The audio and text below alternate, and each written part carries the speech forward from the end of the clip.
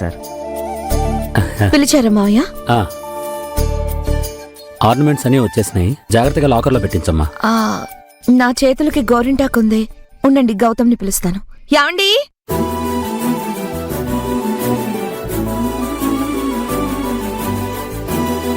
యాండి. మీకు అభ్యంతరం లేకపోతే నేను లాకర్లో పెడతాను. నువ్వా? వదిలే బాబు. అయ్యో ఏంటి బావగారు, తను మన ఫ్యామిలీయే కదా. రాహుల్ తీసుకో.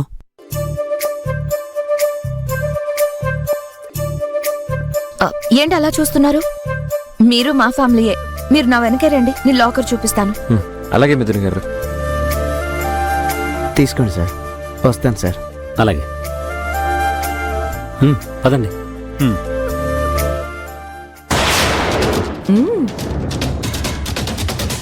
కార్తికేయ, నువ్వు వెళ్ళి ఇప్పుడు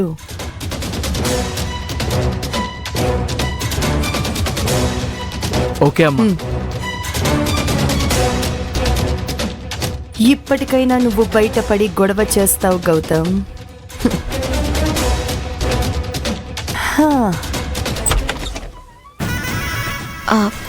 కీ ఎక్కడుంది?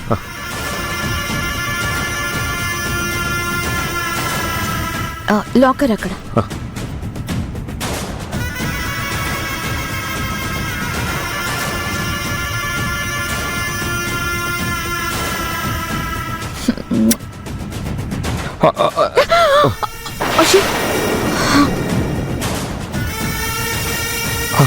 అరే, మీ గోరింటాకు మొత్తం.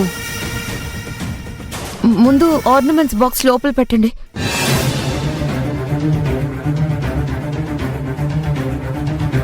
జాగ్రత్తగా పెట్టేశాను. అర్రే, అయ్యో, మీ గోరింటాకు మొత్తం చెదిరిపోయింది. గౌతమ్ ఎంతో ప్రేమతో పెట్టాడు, ఇప్పుడు ఇలా అయ్యిందని బాధపడతాడు. సరే, నేను వెళ్ళి మళ్ళీ పెట్టుకుంటాను. మీరెలా పెట్టుకుంటారు?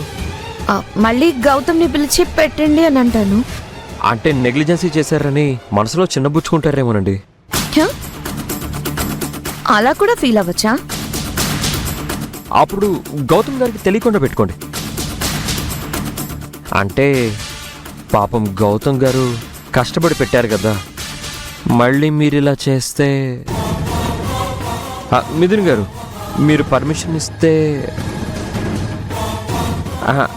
అదే, నేను గోరింటాకు పెడతాను.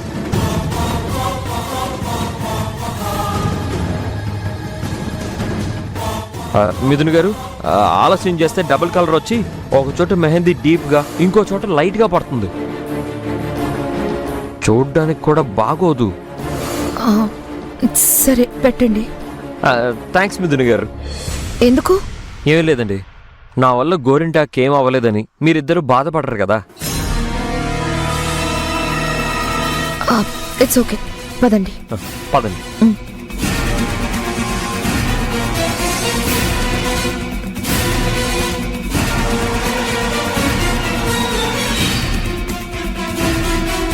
బావా, ఘోరం జరిగిపోతుంది, నువ్వు ఎలాగైనా ఆపాలి.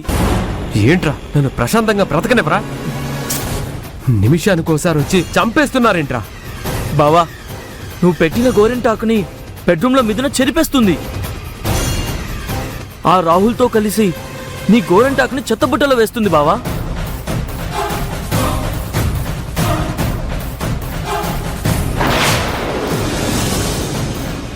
మిథునా, ఈ గోరింటాకు ముహూర్తానికి నీ విడాకులు రెడీ అవుతున్నాయి.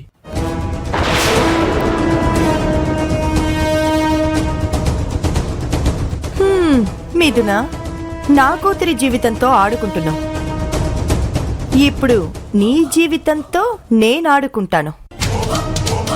ఇంకొద్ది క్షణాల్లో గౌతమ్ ని జుట్టు పట్టుకొని గడప బయట తోసేకపోతే నా పేరు ఇంద్రాణి దేవే కాదు. పద.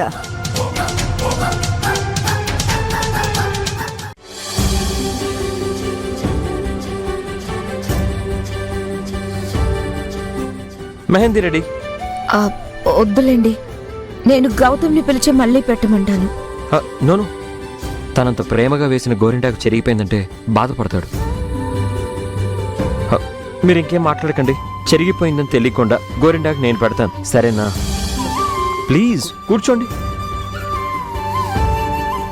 ఇలా ఇవ్వండి, చెయ్యండి, ఇవ్వండి, పర్లేదు.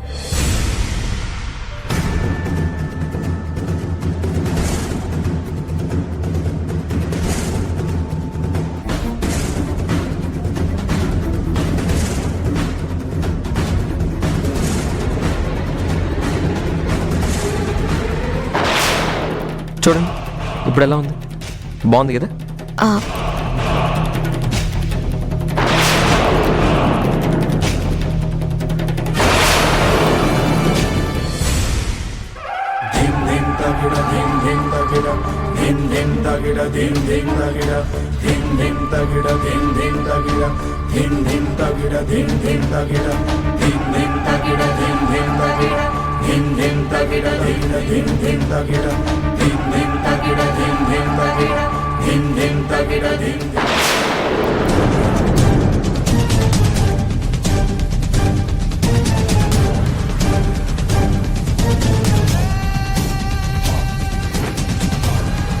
అయ్యో గౌతమ్, నీ భార్య ఇంకొకరితో గోరింటాకు పెట్టించుకుంటుంటే చూసి ఆనందపడతావా లేదా జుట్టు పట్టుకుని బయటికి గంటేస్తావా?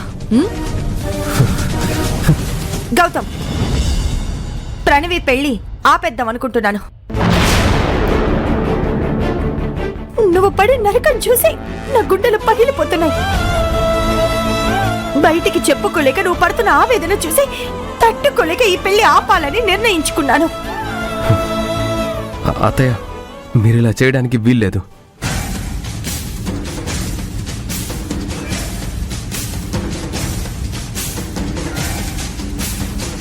చూడు, నీ మేనత్తగా హక్కుతో అడుగుతున్నాను, ఎందుకు ఇలా తప్పు చేస్తున్నావని మిథునని లాగి పెట్టి కొడతావా లేదా?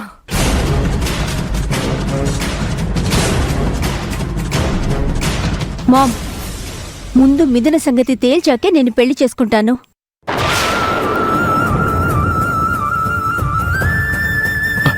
ఫ్యామిలీ ఎథిక్స్ మర్చిపోయి ప్రవర్తిస్తున్నా మిథునకి రాహుల్కి ఇంకెప్పుడు గుణపాఠం చెప్తావు?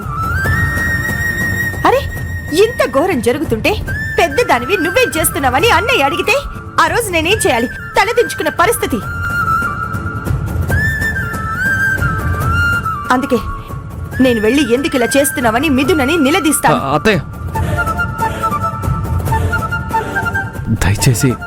దయచేసి మీరు ఇన్వాల్వ్ కాకండి. నా భార్య సంగతి నేను చూసుకుంటాను, ప్లీజ్.